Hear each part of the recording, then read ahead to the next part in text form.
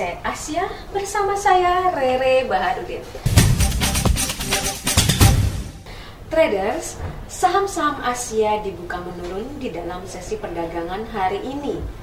Penurunan ini terjadi setelah World Bank memotong perkiraan pertumbuhan ekonomi global tahun ini dari 2,4% menjadi 2,2%.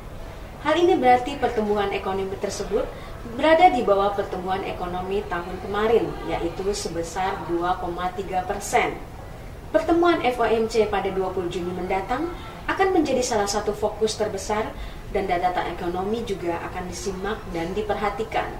Data-data ekonomi yang akan dirilis hari ini dalam kawasan Asia hampir terbilang sepi. Demikian Insight Asia, salam sukses.